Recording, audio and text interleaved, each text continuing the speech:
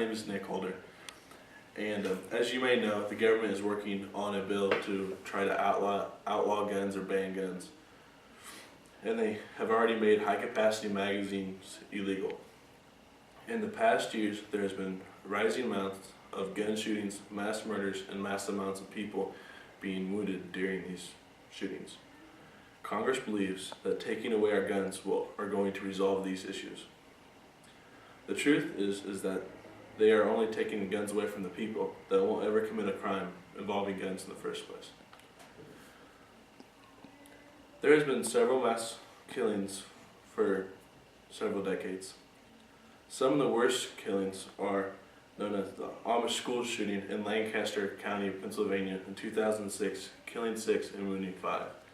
And the Virginia Tech massacre in 2007, killing 33 and wounding 23. And the Aurora Theater shooting in 2012, killing 12 and wounding 58. Many of these people shot were women and children. There's several Americans owning firearms, millions. There's approximately 270 million to 300 million legal firearms in the U.S.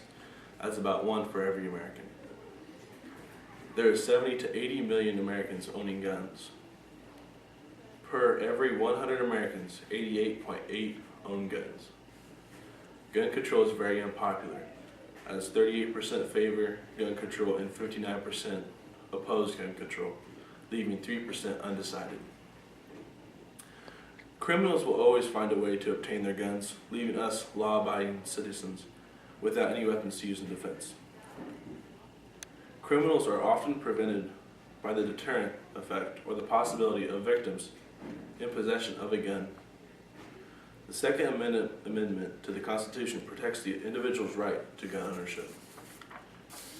Taking guns away could leave many women defenseless to attacks like rape. The police cannot always help everyone, as sometimes they are overwhelmed, and we would have to defend ourselves. Banning guns would create another potentially large source of organized crime, criminal revenue, as the black market for guns would develop even more. Liberty is a huge part of our country, and taking our guns will take away another liberty, moving closer to socialism or totalitarianism. They could put in place reasonable education steps so that way an outright ban would not be necessary.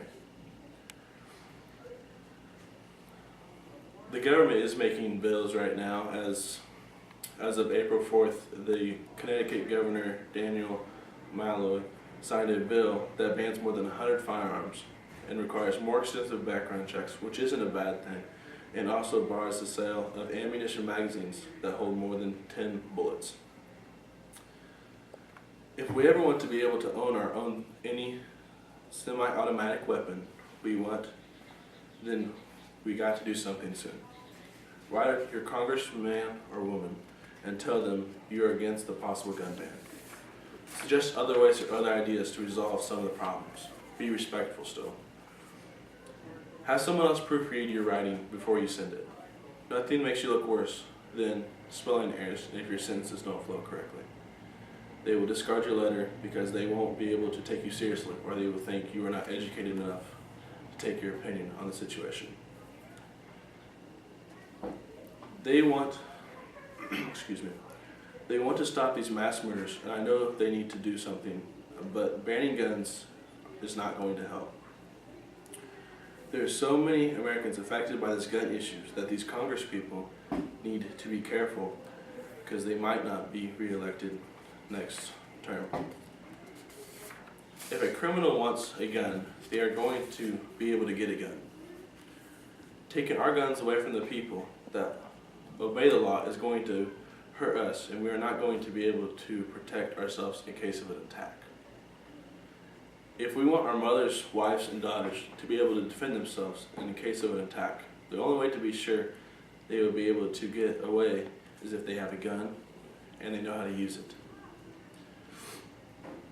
Some other ideas for these Congress people to do is increase security in school, and so that way these shooters can't get in, or when they do, they will be eliminated immediately.